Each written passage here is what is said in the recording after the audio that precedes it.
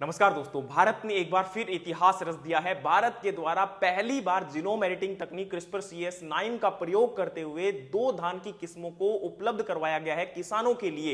ये दोनों किस्म इसलिए खास हैं क्योंकि इनमें किसी प्रकार का जेनेटिक मॉडिफिकेशन या ये कह सकते हो बाहर से डीएनए को उपलब्ध नहीं करवाया गया है।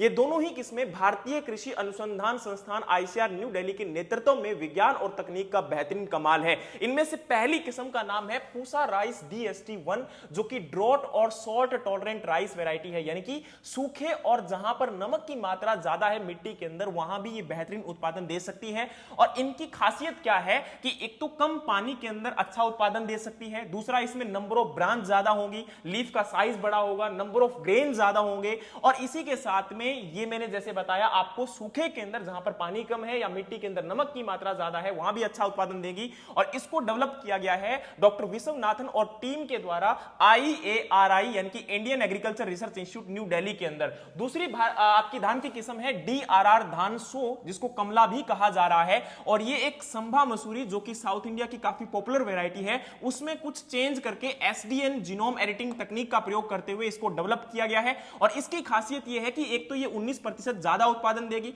15 से 20 दिन पहले मैच्योर हो जाएगी, ये भी सूखे के अंदर अच्छा उत्पादन दे सकती है, लेकिन ये मॉडरेट टॉलरेंट है। और इसके साथ साथ में इसकी खासियत एक और है कि ये नाइट्रोजन और फास्फोरस जहां पर डेफिसिट होता है, मिट्टी के अंदर कमी होती है ये इन आवश्यक तत्वों की, वहां भी एक अच्छा उत्पादन दे सकती है, यानी कि इनकी कमी का कोई खास इसके ऊपर फर्क नहीं पड़ेगा। और इसी के साथ में इनको डेवलप किया गया है Indian institute of rice research Hyderabad के द्वारा, डॉक्टर सतेंद्रा और डॉक्टर सुंदरम की टीम के द्वारा।